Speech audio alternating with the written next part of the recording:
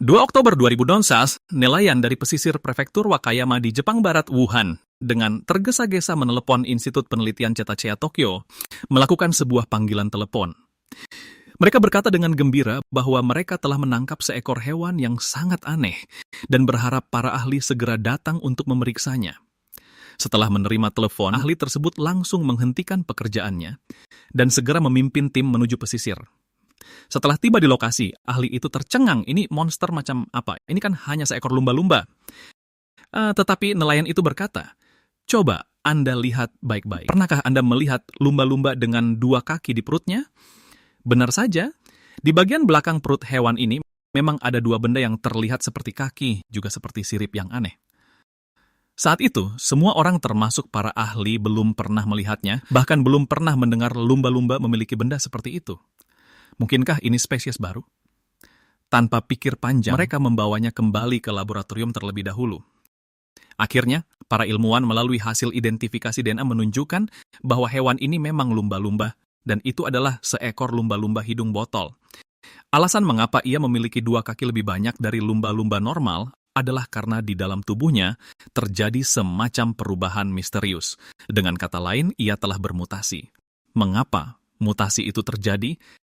Ada yang berspekulasi bahwa ini kemungkinan besar terkait dengan sebuah program rahasia Uni Soviet dan militer AS 60 tahun yang lalu. Saat itu, banyak lumba-lumba dipaksa untuk berpartisipasi dalam kegiatan militer. Hingga saat ini, masih banyak warga yang turun ke jalan untuk memprotes tindakan militer tersebut. Apakah faktanya benar-benar seperti itu? Di balik lumba-lumba ini, banyak rahasia yang tersembunyi. Ada yang bilang mereka adalah hewan di lautan yang lebih pintar dari paus pembunuh. Ada yang bilang mereka adalah pasukan bawah air terhebat. Pernahkah Anda mengenal mereka? Episode kali ini, kita akan mengenal lebih dalam hewan bawah air paling menakjubkan ini, lumba-lumba hidung botol. Adalah mamalia air dari genus lumba-lumba, juga salah satu spesies paling terkenal di antara semua cetacea. Nama mereka berasal dari mulutnya yang lebar dan menonjol ke depan. Habitat lumba-lumba hidung botol sangat luas, kecuali beberapa area seperti lingkaran Arktik dan Antartika. Kehadiran mereka bisa ditemukan di seluruh lautan. Melalui penelitian molekuler, saat ini ditemukan di bawah genus ini, ada 3 spesies yang secara resmi diakui. Mereka adalah lumba-lumba hidung botol biasa, lumba-lumba hidung botol Indo-Pasifik, dan lumba-lumba hidung botol Tamanidae. Berat rata-rata lumba-lumba hidung botol adalah 300 kg, tidak terlalu berat. Panjangnya bisa mencapai 4 meter. Dari penampilannya, warna hewan ini sangat bervariasi. Punggungnya biasanya abu-abu tua dan sisinya abu-abu muda, tetapi terkadang juga bisa berwarna abu-abu kebiruan atau bahkan mendekati hitam.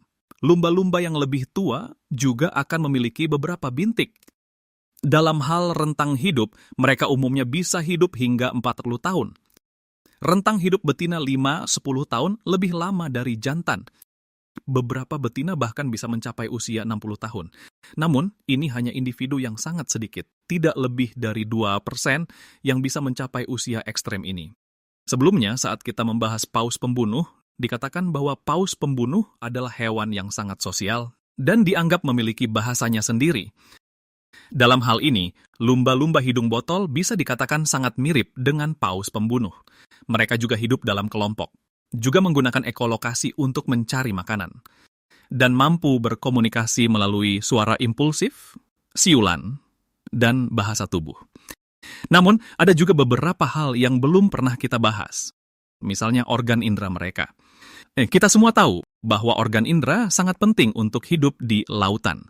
Itu adalah senjata ampuh bagi hewan untuk bertahan hidup. Contohnya, yang memiliki indera penciuman super kuat, lobster Boston. Mereka bisa mencium bau mangsa dari jarak yang sangat jauh karena mereka memiliki 2 antena khusus di tubuhnya. Tetapi penglihatan hewan ini sangat buruk. Sedangkan mamalia yang hidup di laut, kondisinya berlawanan dengan lobster. Indera penciuman mereka umumnya tidak bagus. Mengapa bisa begitu? Ternyata lumba-lumba ini bernapas menggunakan paru-paru. Mereka perlu muncul ke permukaan secara berkala untuk bernapas. Setelah kembali menyelam ke dalam air, lubang hidung di atas kepalanya akan tertutup secara alami semua salurannya terkunci rapat. Ini pasti membuatnya tidak bisa mencium bau, kan? Penelitian menemukan bahwa di dalam otak lumba-lumba hidung botol sama sekali tidak ada saraf penciuman dan lobus olfaktorius. Artinya, bahkan jika mereka muncul ke permukaan, mereka juga tidak bisa mencium bau di udara. Sepertinya mereka sudah lama menonaktifkan fungsi penciuman yang tidak berguna di bawah air ini secara total.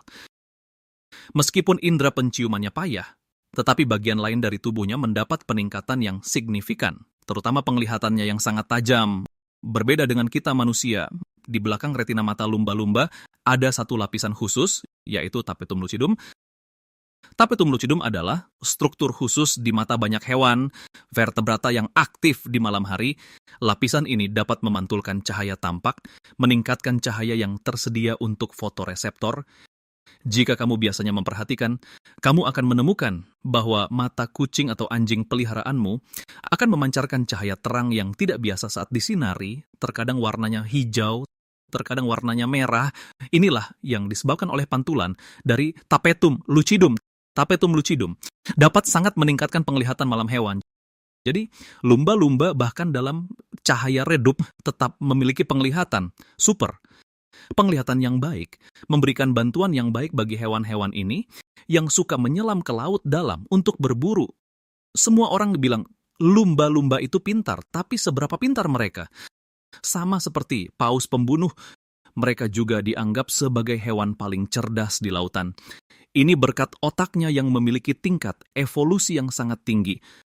Menurut pengukuran, berat otak lumba-lumba hidung botol lebih berat daripada otak manusia. Namun, ukuran otak tidak cukup untuk menentukan tingkat kecerdasan. Tingkat ensefalisasi adalah indikator penting untuk mengukur kecerdasan hewan di antara semua mamalia di bumi. Tingkat ensefalisasi lumba-lumba hidung botol berada di peringkat ketiga. Peringkat pertama adalah kita, manusia. Peringkat kedua adalah spesies khusus dari Pasifik Utara, lumba-lumba paus sikat utara. Tingkat ensefalisasi yang sangat tinggi membuat lumba-lumba hidung botol memiliki kemampuan kognitif yang luar biasa. Mereka bisa meniru, membedakan, dan bahkan menggunakan alat. Pada tahun 1997 di Shark Bay, Australia, ilmuwan untuk pertama kalinya mengamati bahwa lumba-lumba di sini saat mencari makan ternyata belajar menggunakan bahan dari sekitar. Mereka meletakkan spons di atas paruh mereka agar saat mencari makanan di dasar laut berpasir, mereka terlindungi. Namun, yang membuat para ilmuwan sangat bingung adalah, sepertinya hanya betina di antara mereka yang menggunakan keterampilan ini dan akan mengajarkan keterampilan itu kepada keturunannya. Selain itu, spons memiliki kegunaan lain bagi lumba-lumba, yaitu untuk menghilangkan gatal. Setiap kali tubuh mereka terasa tidak nyaman, mereka akan menggosok-gosokkan diri dengan kencang pada spons tertentu. Gerakannya sangat terampil. Ilmuwan pernah menempatkan cermin di akuarium dan mengamati perilaku mereka.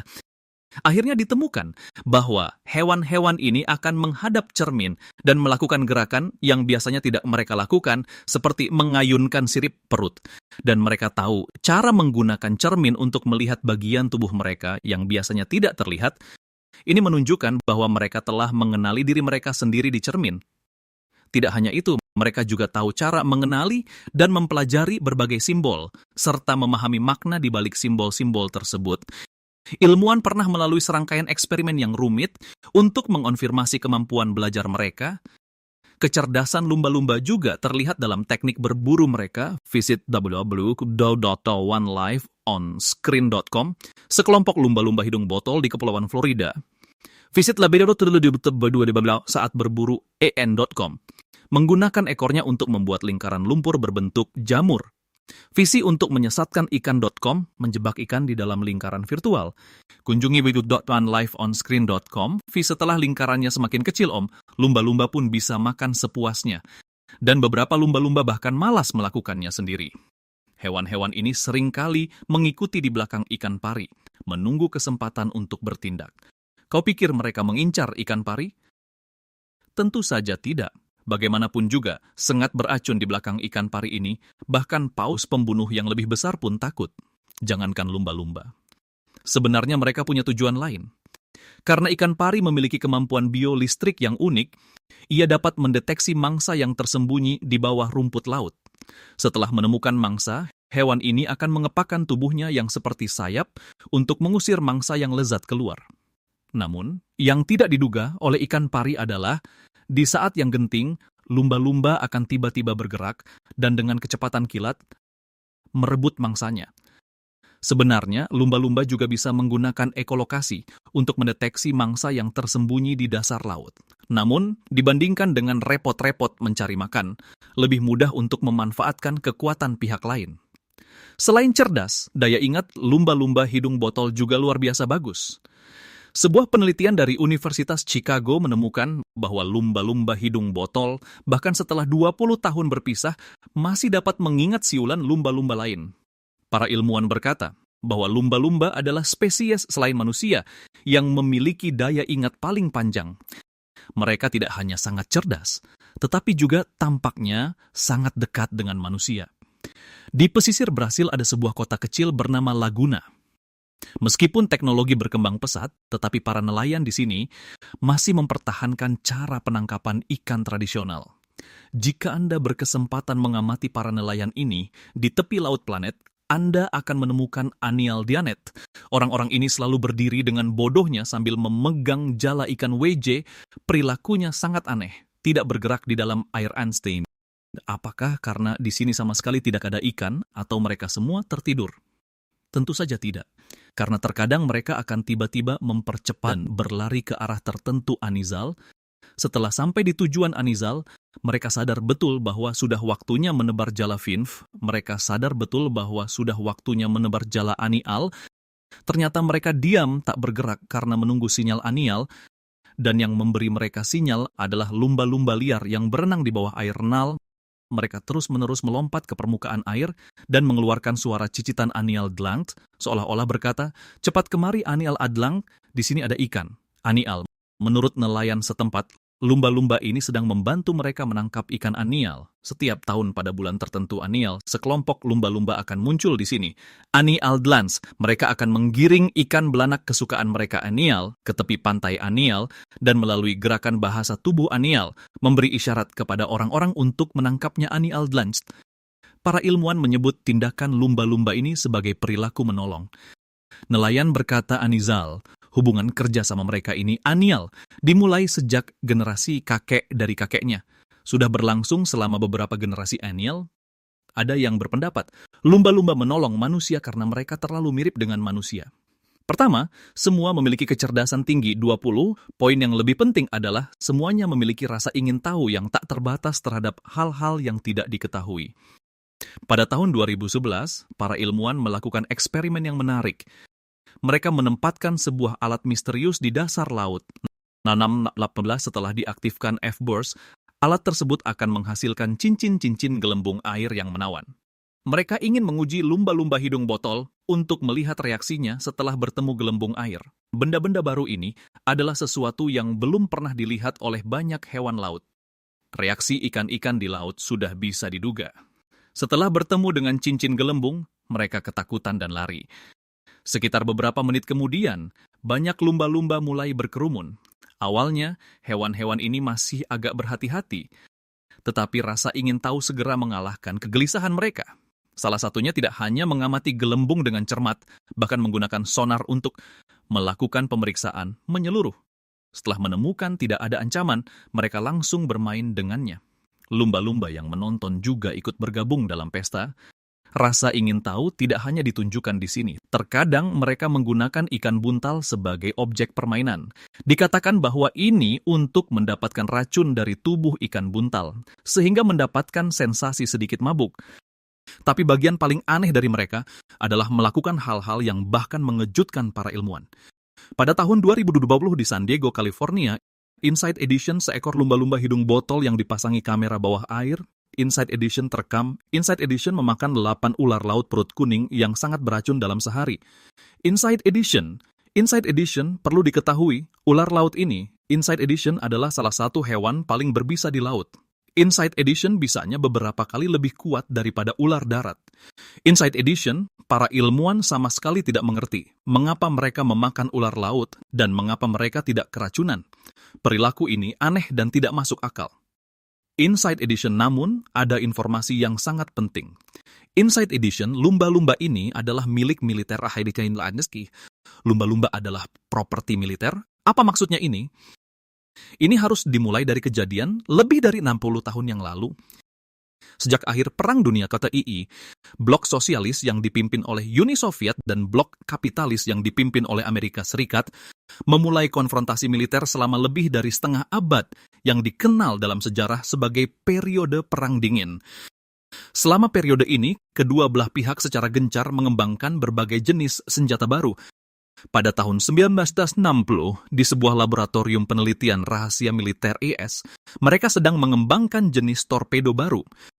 Untuk membuat torpedo lebih ringan dan lebih aerodinamis, para peneliti mulai mencari inspirasi dari berbagai hewan. Mereka menemukan bahwa lumba-lumba di lautan itu anggun dan lincah, hewan yang sangat cocok untuk ditiru. Jadi mereka membawa sekelompok lumba-lumba dan mulai mempelajarinya. Awalnya mereka ingin mempelajari bionik, tetapi kemudian mereka terkejut menemukan bahwa beberapa karakteristik lumba-lumba ini jauh melampaui imajinasi mereka. Makhluk-makhluk ini tidak hanya pintar tetapi juga sangat penurut, bersedia menerima pelatihan. Poin yang lebih penting adalah mereka memiliki sonar bawah air yang tak tertandingi, keterampilan, dan penglihatan yang tajam dalam cahaya redup. Dengan penglihatan seperti itu, buat apa meneliti senjata bionik lagi? Latih saja mereka menjadi prajurit. Tidak lama kemudian, Departemen Pertahanan MKS menyetujui sebuah proyek rahasia dengan nama Sandi Program Mamalia Laut. Puluhan lumba-lumba hidung botol berpartisipasi dalam pelatihan pertama. Awalnya, tugas utama lumba-lumba ini adalah membersihkan ranjau. Karena ranjau laut yang tersembunyi di dasar laut sangat sulit dideteksi dan menjadi ancaman besar. Sementara lumba-lumba yang menggunakan sonarnya untuk mencari ranjau laut menganggapnya hal yang mudah. Para ilmuwan percaya bahwa dalam mendeteksi ranjau laut, performa lumba-lumba hidung botol melampaui mesin apapun. Seiring berjalannya proyek, lumba-lumba mulai melakukan lebih banyak tugas, seperti berpatroli melindungi pelabuhan, membantu mengirimkan persediaan dan informasi, melacak dan memandu penyelam yang hilang, dan sebagainya. Beberapa bahkan melakukan misi mata-mata. Tidak berlebihan untuk mengatakan mereka sudah menjadi legiun kuat lain di bawah air, selain manusia. Selama Perang Vietnam dan Perang Irak kemudian, lumba-lumba ini juga berpartisipasi dalam pertempuran nyata. Pada tahun 1965, ketika pihak Soviet mengetahui rencana militer AS, mereka juga segera memulai program lumba-lumba militer mereka. Hingga saat ini, masih ada lumba-lumba terlatih yang berpatroli di Pelabuhan Laut Hitam. Keterlibatan lumba-lumba dalam misi militer selalu menjadi rahasia besar. Rahasia itu baru terungkap setelah Perang Dingin berakhir. Mengingat lumba-lumba adalah hewan yang sangat cerdas dan mereka memiliki emosi serta kemampuan kognitif, membatasi kebebasan mereka untuk pelatihan, diyakini akan berdampak besar pada fisik dan mental mereka. Oleh karena itu, banyak aktivis perlindungan hewan menyatakan penolakan keras. Mereka turun ke jalan untuk memprotes. Dan karena berbagai program dilakukan secara rahasia, orang-orang tidak tahu apakah militer akan melakukan berbagai eksperimen tak terkatakan pada mereka. Inside Edition sebagai contoh, Inside Edition lumba-lumba yang memakan lalapan ular laut beracun dalam sehari itu. Inside Edition sulit dijelaskan dengan logika normal. Inside Edition, mengapa dia bisa menjadi seperti itu? Tidak heran ketika lumba-lumba hidung botol berkaki ditemukan di perairan Jepang, orang-orang mulai berimajinasi dan mereka mulai berspekulasi bahwa ini mungkin adalah lumba-lumba dari program rahasia yang melarikan diri dari pangkalan. Mereka melarikan diri ke berbagai belahan dunia, dan kebetulan ditangkap oleh orang Jepang yang suka menangkap lumba-lumba. Apakah ini benar-benar produk dari laboratorium? Menghadapi keraguan, ilmuwan dari Jepang menyatakan ini hanyalah omong kosong, dia tidak mungkin berasal dari laboratorium. Kemudian para ahli memberikan penjelasan mereka. Para peneliti berpendapat, ini seharusnya adalah sebuah fenomena di dunia hewan yang disebut atavisme. Atavisme mengacu pada ciri genetik kuno yang muncul kembali karena suatu alasan. Peninggalan fosil menunjukkan lumba-lumba dan paus adalah mamalia darat berkaki 4 sekitar 50 juta tahun yang lalu yang memiliki nenek moyang yang sama dengan kuda Nil. Kemudian mereka beralih ke kehidupan di air dan kaki belakang mereka mulai menghilang secara perlahan. Janin paus dan lumba-lumba bahkan sekarang pun memiliki tanda-tanda tonjolan di bagian belakang, tetapi menghilang sebelum lahir. Mengenai mengapa lumba-lumba ini mengalami atavisme, para peneliti menyatakan ini hanyalah peristiwa probabilitas yang terjadi sesekali. Mungkin terkait dengan perubahan lingkungan, bisa juga karena mutasi yang terjadi selama proses pewarisan genetik. Sebenarnya, mengenai fenomena atavisme, terkadang juga terjadi pada manusia. Misalnya, anak-anak yang lahir dengan ekor pendek, orang dengan rambut yang sangat lebat, dan sebagainya. Ini semua adalah hasil dari proses evolusi. Beberapa gen resesif diaktifkan kembali dalam kondisi tertentu dan menunjukkan ciri-ciri tersebut. Akhirnya, bagaimanapun juga perubahan atau perilaku yang tidak biasa pada hewan, seharusnya patut diperhatikan. Mungkin ini adalah pertanda perubahan drastis pada lingkungan.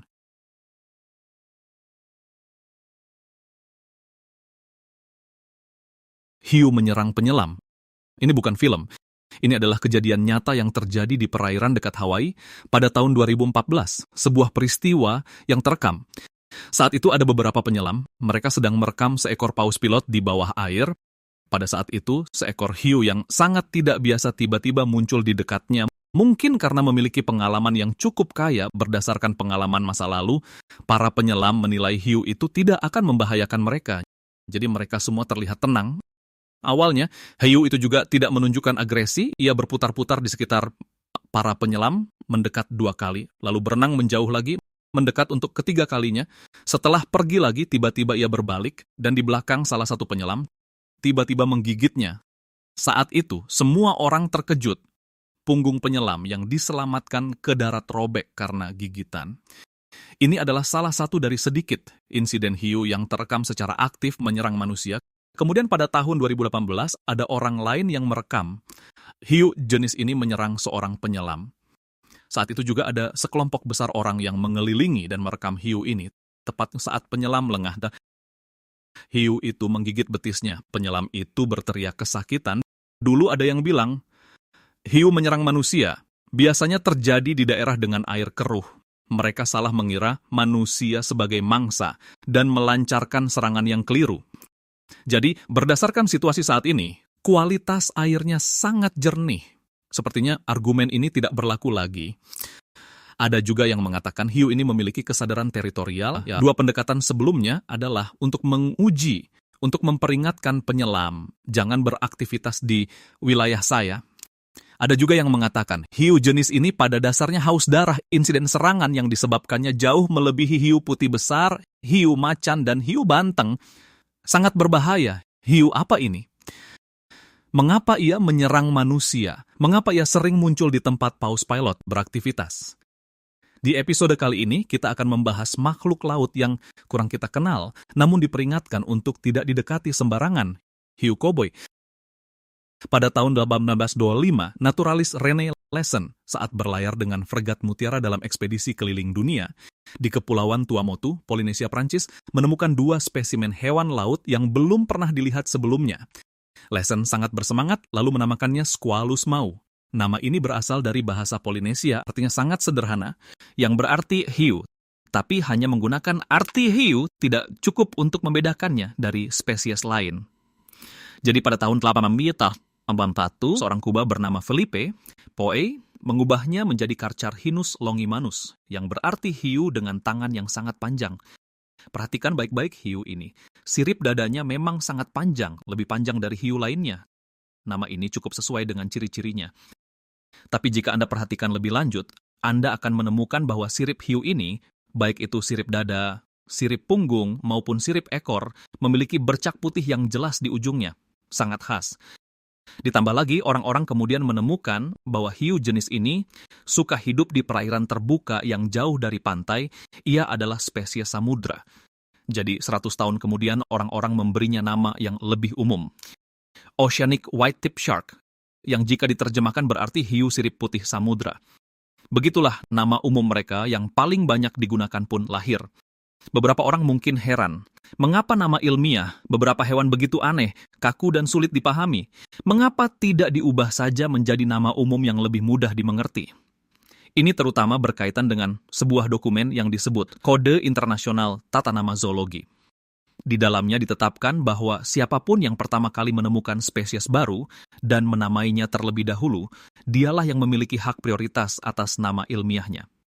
Panda, karena banyak nama ilmiah yang dipilih sangat sulit dipahami, panda maka orang lebih suka menggunakan nama umum untuk menyebut hewan. Panda Black Panther, Puma Cougar Tiger. Dari segi klasifikasi zoologi, hiu sirip putih samudra termasuk dalam kelas Chondrichthyes, famili Carcharhinidae, genus Carcharhinus, dan merupakan hiu berukuran sedang. Panjangnya bisa mencapai 4 meter dan berat terberat yang tercatat hanya 170 kg. Mereka suka hidup di antara 45 derajat lintang utara dan 45 derajat lintang selatan di perairan terbuka. Mereka sering beraktivitas di lapisan permukaan laut dalam dengan kedalaman tidak lebih dari 150 meter. Semakin jauh dari pantai, jumlahnya semakin banyak. Karena sirip dadanya yang lebar, kecepatan berenangnya tidak tinggi, tetapi mereka memiliki kemampuan untuk melesat seketika. Ini adalah cara yang efektif untuk menyerang mangsa.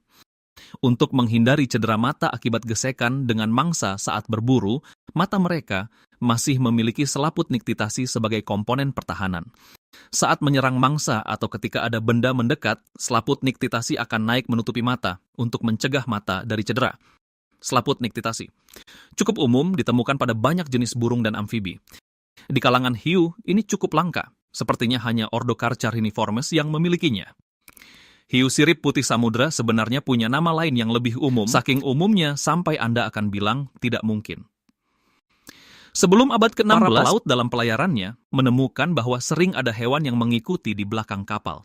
Ketika menemukan benda yang berpotensi menjadi makanan, hewan-hewan ini akan mengejarnya tanpa henti. Jika diusir, mereka akan segera mundur dan menjaga jarak. Begitu ada kesempatan, mereka akan melesat maju untuk merebut makanan. Perilaku mereka dan perilaku anjing di darat sangat mirip.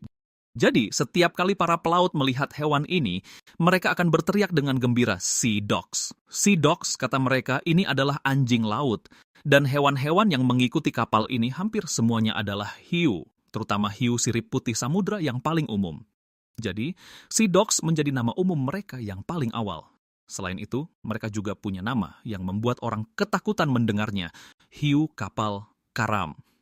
Marinir As menceritakan sebuah fakta yang mengerikan. Pada bulan Juli 1945, kapal penjelajah berat Amerika, USS Indianapolis, dalam sebuah pertempuran, sayangnya terkena 2 torpedo Jepang. Kapal penjelajah yang diserang itu tenggelam hanya dalam waktu 12 menit. 900 tentara terpaksa melompat dari kapal untuk menyelamatkan diri. Namun, yang membuat merinding adalah pada saat itu sejumlah besar hiu muncul di laut. Menurut saksi mata, hiu yang muncul dalam jumlah terbanyak saat itu adalah hiu sirip putih samudra. Awalnya mereka hanya menyerang awak kapal yang terluka, kemudian berkembang menjadi menyerang siapa saja, tidak peduli terluka atau tidak. Kemudian menurut statistik, lebih dari 340 orang selamat dalam kecelakaan ini, dari 500 lebih orang yang meninggal, ada sebanyak ratusan orang menjadi santapan hiu koboi. Ini juga merupakan satu kali yang tercatat Ruman proclaims Pele Auk, for the 162 Hiten Cruiser War Ends Incident dengan serangan hiu koboi terbanyak Hankton Auk. 15, tentu saja sejarah Today sudah and lama. Tomorrow. Keaslian datanya pasti ada perbedaan. Namun, menurut deskripsi sebagian besar prajurit yang selamat, kredibilitasnya masih sangat tinggi. Peneliti kelautan Jacques Yves Cousteau pernah menggambarkannya, hiu koboi adalah jenis hiu yang paling berbahaya. Meskipun hiu putih besar, hiu macan, hiu banteng, dan lainnya, karena berbagai promosi atau film, lebih dikenal luas. Namun, berdasarkan gabungan catatan kecelakaan udara dalam sejarah dan catatan kecelakaan kapal, orang-orang curiga bahwa hiu koboi lebih berbahaya dan lebih agresif. Sejak saat itu, julukan hiu kapal karam juga mulai menyebar. Hiu yang tampaknya berbahaya ternyata sangat lembut terhadap teman yang menemaninya. Semua orang pasti sudah menyadarinya. Setiap kali hiu koboi muncul, di sekitarnya selalu ada pengikut kecil. Pengikut kecil itu sepertinya sangat berdedikasi, tidak pernah absen. Saat sedikit, hanya ada 1-2 ekor. Saat banyak, ada puluhan ekor. Singkatnya, mereka tidak akan pernah membiarkan hiu koboi sendirian. Garis-garis di tubuh si kecil ini terlihat sangat mencolok. Terasa seperti belang hitam dan putih. namun bagian putihnya sebenarnya berwarna biru. Hanya saja warnanya lebih muda. Warna biru tidak terlihat jelas di bawah laut. Mereka disebut ikan pilot. Juga dikenal sebagai ikan amberjack adalah ikan simbiosis. Meskipun namanya ikan pilot, tetapi mereka bukanlah pemandu bagi hiu. Sebaliknya, lebih seperti penguntit. Alasan si kecil ini mengikuti hiu adalah karena mereka berpikir bisa mendapatkan sedikit keuntungan dari hiu, mendapatkan sisa makanan hiu. Tetapi mereka juga tidak menyangka bahwa kakak besar ini ternyata juga tidak bisa diandalkan karena mereka hidup di perairan terbuka, sumber makanan dibandingkan dengan hewan pesisir pasti tidak begitu melimpah. Jadi terkadang mereka juga akan menghadapi situasi kelaparan. Lalu bagaimana? Kakak hiu berpikir sejenak. Tidak ada cara lain, kalau begitu aku juga akan mencari kakak besar untuk menjadi pengikut kecil. Setelah dipikir-pikir, akhirnya menargetkan paus pilot. Mengapa memilih paus pilot dan bukan paus pembunuh atau paus sperma? Ini ada alasannya. Pertama, paus pilot relatif jinak, tidak seperti paus pembunuh yang akan menyerang hiu lain jika tidak setuju. Paus sperma lebih tidak mungkin lagi, hewan itu sering menyelam ke laut dalam ribuan meter. Siapa yang tahan, kan? Tapi bagaimanapun juga, paus pilot juga hidup di lingkungan besar yang kekurangan makanan. Impian hiu koboi untuk mendapatkan sisa makanan dari paus pilot sepertinya juga menjadi harapan yang berlebihan. Karena tidak ada pilihan lain, kakak besar yang angkuh pun harus menundukkan kepala. Dia melakukan tindakan yang mengejutkan semua orang. Tindakan apa? Tidak mungkin menyerang paus pilot atau membunuh pengikut kecilnya, ikan pilot, kan? Bukan keduanya. Kenyataannya adalah makan kotoran. Kamu tidak salah dengar, makan kotoran. Tapi bukan makan kotorannya sendiri, melainkan makan kotoran. Paus pilot, julukan mereka, anjing laut, sepertinya bukan hanya karena mereka licik. Hobi yang dipaksakan ini membuat para pengikut ikan pilot sangat canggung. Kak, kamu makan kotoran, kami tidak mau memakannya. Maka si kecil yang kelaparan mulai memakan hiu dengan gila. Parasit di tubuh ikan, hiu koboi juga menikmatinya. Penyakit gatal kulit selama bertahun-tahun akhirnya teratasi. Jadi, ketiganya membentuk pemahaman diam-diam, kakak besar juga bisa mentolerir keberadaan penguntit. Dikatakan, hiu koboi bahkan menjadi bergantung pada ikan pilot. Jika setelah 6 minggu kelahiran hiu, ikan pilot belum muncul, mereka akan menunjukkan penderitaan yang luar biasa. Jika ikan pilot kehilangan kakak besarnya, mereka juga akan menjadi kebingungan mencari dengan gila-gilaan ke seluruh dunia. Seperti kebanyakan hiu lainnya, hiu koboi juga ovovivipar. Selama masa kehamilan 1 tahun, anak-anak hiu akan berkelahi di dalam tubuh induknya. Yang menang akan hidup, yang kalah akan dimakan. Satu kelahiran bisa menghasilkan 15 ekor anak hiu. Sebagai hewan karnivora yang ganas, sebenarnya jangkauan makanan hiu koboi sangat luas. Contohnya berbagai jenis ikan bertulang keras, udang, kepiting, bahkan burung, penyu, serta berbagai macam bangkai dan lain-lain bisa menjadi makanannya. Karena makanannya begitu luas dan kaya, lalu mengapa mereka tidak pergi ke tempat-tempat yang kaya akan makanan ini, malah bersikeras memakan kotoran paus pilot di laut lepas? Tindakan yang membingungkan ini membuat orang tidak mengerti. Untuk mempelajari hiu koboi dengan lebih baik, kebiasaan hidupnya, serta ukuran populasi mereka, sejak tahun 2003, para ilmuwan mulai memasang di tubuh mereka berbagai macam sensor. Penelitian selanjutnya menemukan dari tahun 1952 hingga 2000, Costa Rica, Panama hiu koboi, Nicaragua, Costa Rica, Laut Karibia di Atlantik, populasinya di barat laut dan barat tengah menurun sebanyak 70%. Di Teluk Meksiko, para ahli menganalisis data laut lepas AS dari tahun 1940 hingga 1990, data penangkapan ikan rawai. Hasilnya sangat mengejutkan. Orang-orang menemukan jumlah spesies ini di wilayah ini menurun 99% dalam 40 tahun. Pada tahun 2018, ia bahkan masuk ke dalam daftar International Union for Conservation of Nature sebagai spesies yang sangat terancam punah. Tetapi menurut berbagai literatur dari tahun 70-an, Carcharhinus longimanus, hiu koboi pernah dianggap sebagai hewan besar di bumi dengan berat lebih dari 45 kg yang jumlahnya paling melimpah. Mengapa dalam 40 tahun yang singkat jumlahnya anjlok 99%?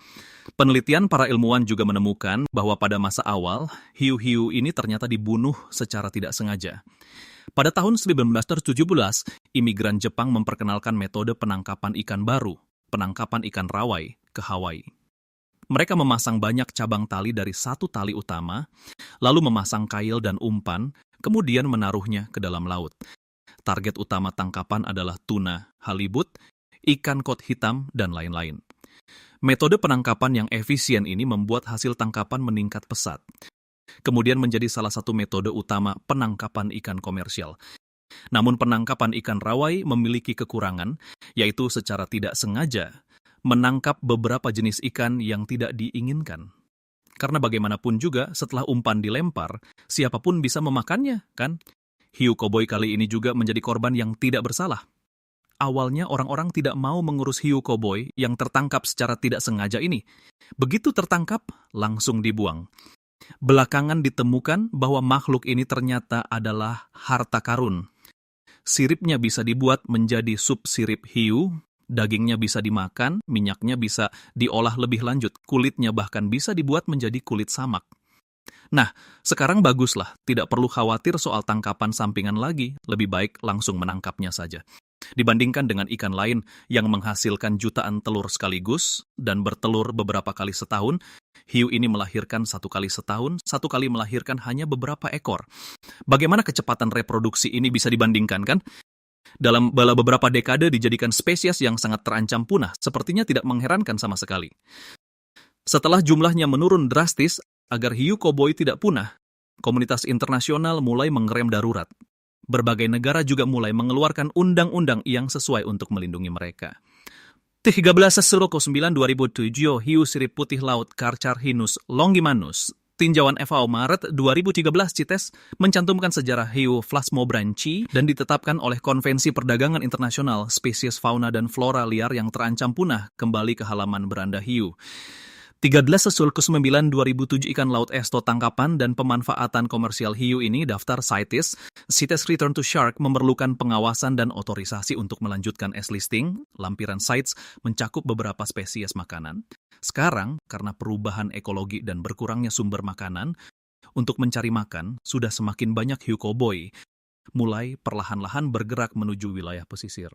Hal ini juga membuat banyak penggemar selam memiliki lebih banyak kesempatan untuk bertemu dan berinteraksi dengan mereka. Sebagai hewan samudra, mereka juga tidak memiliki kesadaran teritorial, tetapi hiu koboi tidak pernah takut pada manusia, mereka hanya butuh makanan. Jadi berinteraksi dengan mereka saat makanan tidak cukup, perlu kewaspadaan yang tinggi. Pertama, jangan memprovokasi mereka. Kedua, jangan membelakangi hiu, agar anjing laut tidak menemukan kesempatan untuk melakukan serangan taktis.